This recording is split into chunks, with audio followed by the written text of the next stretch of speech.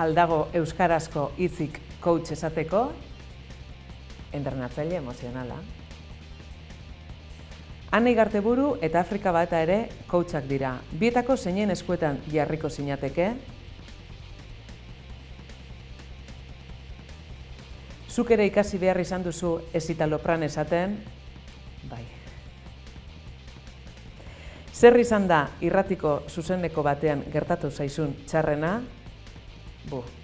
Albiste emateko korrika joan eta arnaz barik eratzea kronikan. Arratia ala Bilbo, biak.